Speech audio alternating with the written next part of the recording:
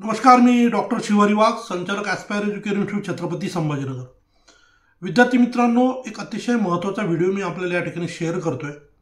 2024-25च्या सेशनमध्ये ज्या ज्या विद्यार्थ्यांनी महाराष्ट्रामध्ये ज्या काय वेगवेगळ्या प्रवेश प्रक्रिया राबवल्या जातात त्यापैकी कुठल्याही कोर्सेसला एनरोल केलेला असेल तर अशा सगळ्या विद्यार्थ्यांसाठी हा व्हिडिओ अतिशय महत्त्वाचा आहे. मग त्यामध्ये मेडिकल असेल, इंजिनिअरिंग असेल, फार्मसी असेल, नर्सिंग असेल, अजून इतर जे काय सगळे कोर्सेस आहेत ज्याच्यामध्ये BBA, BCA, लॉ, MBA असे सगळ्या कुठल्याही कोर्सेसला जर आपण एनरोल केलेला असेल तर अशा सगळ्या मुलांसाठी हा व्हिडिओ अतिशय महत्त्वाचा आहे. त्यामुळे आपण हा व्हिडिओ व्यवस्थित बघा आणि गरजू मुलांना नक्की शेअर करा. आता 2024-25च्या सेशनच्या संदर्भाने जेवढी काय प्रवेश प्रक्रिया होती त्यातल्या बऱ्याचशा 99% प्रवेश प्रक्रिया ह्या पूर्ण झालेल्या आहेत, ज्यामध्ये प्रामुख्यानं मग इंजिनिअरिंग असेल, त्याच्यानंतर फार्मसी ऑलमोस्ट संपली आहे, नर्सिंग असेल किंवा इतर सगळ्या प्रवेश प्रक्रिया, मेडिकल 31 तारखेला संपेल. परंतु या प्रवेश प्रक्रियेच्या दरम्यान जे विद्यार्थी या प्रवेश प्रक्रियेमध्ये ज्यांनी भाग घेतला, ज्यांना प्रवेश मिळाले, त्यामध्ये वेगवेगळ्या कॅटेगरीचे विद्यार्थी होते. महाराष्ट्रामध्ये जर आपण ओव्हरऑल विचार केला तर जवळजवळ सगळ्याच कॅटेगरीला काही ना काही बेनिफिट हे फीच्या स्वरूपामध्ये, स्कॉलरशिपच्या स्वरूपामध्ये शासनाकडनं दिले जातात. कुठलीही कॅटेगरी या SC असेल, ST असेल, NT1, NT2, NT3, VJNT, SBC, OBC, EWS, नव्यानं मराठा समाजाला मिळालेलं आरक्षण म्हणजे SCBC आणि जे ओपनमध्ये आहेत परंतु ज्यांचं उत्पन्न 8 लाखाच्या आत आहेत अशाही मुलांना EBC फॅसिलिटी मिळते. म्हणजे थोडक्यात सांगायचा विषय असा आहे की प्रत्येकाला काही ना काही बेनिफिट शासनाच्या वतीनं मिळतं, फक्त ते आपल्याला माहिती नसतं. तर जर आपण या 2024-25च्या सेशनमध्ये प्रवेश प्रक्रियेमध्ये भाग घेतला होता, कुठल्याही कोर्सला तुम्ही एनरोल केलेला असेल तर तुम्हाला शासनाकडनं काही ना काही स्कॉलरशिप मिळते. बघ, ज्या कॉलेजला किंवा ज्या कोर्सला तुम्ही एनरोल झालात त्या ठिकाणी प्रवेश प्रक्रियेला अर्ज करत असताना म्हणजे ॲडमिशनला गेल्यानंतर तुम्ही किती फीस भरली हे फार मॅटर करतं. जर तुम्ही पूर्ण अमाऊंटचा DD दिला किंवा कॉलेजची जी रेग्युलर फीस आहे ती ओपनची फीस तुम्ही भरली आणि आता निवांत बसलेला आहात तर तुमच्यासाठी खूप महत्त्वाचा हा व्हिडिओ आहे. कारण जेव्हा तुम्ही कॉलेजला प्रवेशासाठी गेलात, तुम्ही कुठल्याही कॅटेगरीमध्ये बिलॉंग करत होतात, परंतु तुम्हाला कॅटेगरीची फीस न घेता कॉलेजने तुमच्याकडनं पूर्ण फीस घेतली. मग आता तुम्ही भरलेल्या पूर्ण फीसमधून तुम्हाला काही पैसे परत येतील का, ते येण्यासाठी तुम्ही काय केलं पाहिजे तेच तुम्हाला या व्हिडिओमध्ये मला सांगायचं. मुळामध्ये शासनाकडनं बऱ्याचदा कॉलेजला निधी उशिरा येतो, त्यामुळं 2024-25च्या सेशनमध्ये विशेषतः मेडिकल कॉलेजनी, त्यातल्या त्यात MBBS असेल, BMS असेल, अशा सगळ्या कॉलेजेसनी पालकांकडून पूर्ण फीस विद्यार्थ्याची भरून घेतली. मग तो विद्यार्थी वेगवेगळ्या कॅटेगरीमध्ये जरी असेल तर त्याला कॅटेगरीची फीस न चार्ज करता त्याच्याकडनं पूर्ण अमाऊंटचा DD घेतला आणि विद्यार्थ्याला सांगितलं तुम्ही शासनाकडनं घ्या. विद्यार्थ्यांनी तेव्हा नियमाप्रमाणे जो फुल फीसचा DD आहे तो दिला, ॲडमिशन केलं. परंतु नंतर त्यांना हा विसर पडला, शासनाकडनं घ्या म्हणजे कधी घ्या, त्याची काही प्रक्रिया असेल ना, ती प्रक्रियाच तुम्हाला मला समजून सांगायची आहे. कारण या संदर्भामध्ये माझ्याकडनंच ॲडमिशन झालेल्या बऱ्याच पालकांचे मला मागच्या 4-5 दिवसात फोन आले, सर ते स्कॉलरशिपचं काय असतं, त्याची काय प्रक्रिया असते. तर यासाठी मी यापूर्वी पण व्हिडिओ पोस्ट केलेला होता, परंतु परत एकदा नव्यानं आता जवळजवळ प्रवेश प्रक्रिया जवळजवळ संपल्या आहे. मग आता तुम्ही काय केलं पाहिजे ते तुम्हाला मला समजून सांगायचं आहे. हे बघा, लक्षात घ्या, तुम्ही जर ही प्रक्रिया केली नाही तर अल्टिमेट लॉस तुमचाच आहे. कॉलेजने खरं म्हणजे या बाबतीत त्या वर्षातील फर्स्ट इयरच्या विशेषतः विद्यार्थ्यांना मार्गदर्शन केलं पाहिजे. काही कॉलेज करतही असतील, परंतु सगळ्यांनाच याची माहिती मिळेलच किंवा सगळेच कॉलेज याबद्दल विद्यार्थ्यांना माहिती देतीलच असं होऊ शकत नाही. कारण कॉलेजला याच्याशी काही घेणं देणं नाही. कॉलेज तुम्हाला फीस मागणार, तुम्ही ती द्यावी हे त्यांना अपेक्षित आहे. तुम्ही शासनाकडनं घेताल नाही घेताल हा तुमचा प्रश्न आहे, असं म्हणून ते मोकळे होऊ शकतात. म्हणून काय करायचं आहे, ज्या जे विद्यार्थी वेगवेगळ्या कॅटेगरीमध्ये बिलॉंग करत असतील अशा सगळ्या मुलांनी शासनाच्या ऑफिशियल पोर्टलवर व्हिजिट करायची आहे. कुठली वेबसाईट सांगतोय, mahadbt.maharashtra.gov.in. तुम्ही गुगलला महाडीबीटी जरी टाकलं, MAHADBT, D for Delhi, B for Bombay, T for Tamil Nadu, DBT, MahaDBT पोर्टलवर तुम्हाला जायचं आहे. महाडीबीटी पोर्टलवर गेल्यानंतर तुमच्या समोर एक होम स्क्रीन येईल, त्या होम स्क्रीनवर तुम्हाला पोस्ट मॅट्रिक स्कॉलरशिप या सेक्शनवर जायचं आहे. तिथे गेल्यानंतर तुम्हाला खूप सारे वेगवेगळे ऑप्शन्स येतील. Director of higher education, director of technical education. जे मुलं इंजिनिअरिंगचे आहेत ते टेक्निकल एज्युकेशनला जाऊ शकतात. त्यानंतर खाली OBC, SCBC, VJNT, SBC welfare department आहे. त्यानंतर डायरेक्टर ऑफ मेडिकल एज्युकेशन आणि रिसर्च आहे. आता ज्या मुलांना समजा मेडिकलला ॲडमिशन मिळालं आहे अशा विद्यार्थ्यांना कुठं जावं लागेल तर डायरेक्टर ऑफ मेडिकल एज्युकेशन आणि रिसर्च या ऑप्शनवर जावं लागेल. त्यानंतर तुम्हाला 3 नवीन ऑप्शन्स येतील समोर. एक आहे Rajshri Chhatrapati Shahu Maharaj fee reimbursement scheme, म्हणजे ज्याच्यामध्ये विद्यार्थ्यांना ट्युशन फी शासनाकडनं परत येते. जर तुम्ही कॉलेजला फुल फीस भरून ॲडमिशन घेतलं आहे तर या राजश्री छत्रपती शाहू महाराज फी रिएम्बर्स स्कीममध्ये 10% डेव्हलपमेंट फीस वगळून उर्वरित 90% ट्युशन फीस जी आहे ही तुम्हाला विद्यार्थ्याला रिफंड येते. कुणाला? SC, ST, NT1, NT2, NT3, SBC category, VJNT category यांना. नव्यानं जे आता शासनाने नियम काढला मुलींसाठीच्या बाबतीत तर त्यामध्ये ACBCच्या मुलींना, OBCच्या मुलींना आणि EWS मधल्या मुलींना सुद्धा 90% ट्युशन फीस रिफंड येणार.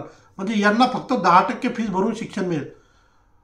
मग दुसरं हे झालं एक ट्युशन फीच्या बाबतीत. दुसरं एक ऑप्शन तिथं तुम्हाला उपलब्ध असेल त्याला सुद्धा तुम्हाला अप्लाय करता येईल.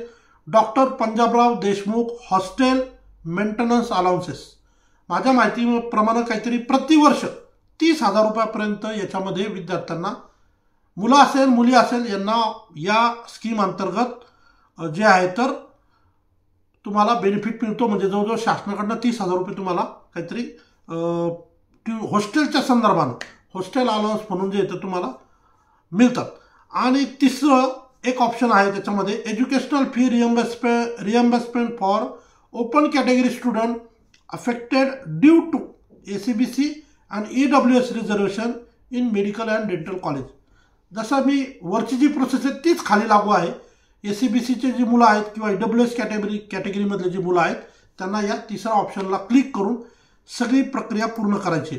आता आपण समजा राजश्री छत्रपती शाहू महाराज फी रिएम्बर्समेंट स्कीमवर जर गेलो आपण तर त्या ठिकाणी तुम्हाला जे डॉक्युमेंट्स रिक्वायर्ड असतात ते पण मी तुम्हाला समजून सांगतो. एक असते तुम्हाला डोमिसाईल सर्टिफिकेट. त्यानंतर new applicants need to submit HSC आणि HSC मार्कशीट, म्हणजे 10वी+12चे मार्कशीट तुम्हाला सबमिट करावं लागतात. Income certificate of parents, previous year marksheet, affidavit असते, Aadhaar card, student PAN card optional आहे, father PAN card, mother PAN card optional आहे. यासाठी तुम्हाला लॉग इन टू अप्लायवर क्लिक केल्यानंतर पूर्ण न्यू रजिस्ट्रेशन करून न्यू रजिस्ट्रेशन म्हणून तुम्हाला रजिस्ट्रेशन करता येईल. तुमचं युजर ID पासवर्ड क्रिएट होईल आणि मग तुम्हाला सगळी माहिती भरून तुम्हाला जे डॉक्युमेंट मी तुम्हाला सांगितले किंवा तुम्ही ज्या कॅटेगरीत बिलॉंग करतात त्याप्रमाणे सगळे डॉक्युमेंट्स तुम्हाला मागितले जातील आणि ऑनलाईन पद्धतीनं हा फॉर्म तुम्हाला सबमिट करावा लागेल. जे विद्यार्थी हा फॉर्म सबमिट करणार नाही त्यांची ट्युशन फीस येणार नाही. जर तुम्ही पूर्ण अमाऊंटचा DD देऊन ॲडमिशन घेतलं तर काय हरकत नाही, पुढच्या वर्षी तुम्हाला परत पूर्ण फीस भरावी लागेल. जर तुम्ही 10% फीस भरून ॲडमिशन घेतलेलं आहे, उद्या जर तुमची ट्युशन फीस आली नाही तर कॉलेज तुम्हाला राहिलेल्या फीसची डिमांड करेल. त्यामुळं ज्या विद्यार्थ्यांनी ज्या कॅटेगरीत बिलॉंग करतात, मी काय सांगितलं, सगळ्या मुलांना काही ना काही बेनिफिट आहेच. काही मुलं म्हणतात मी ओपनमध्ये. अरे बाबा, तू ओपनमध्ये जरी असला तरी तुला फायदा आहे.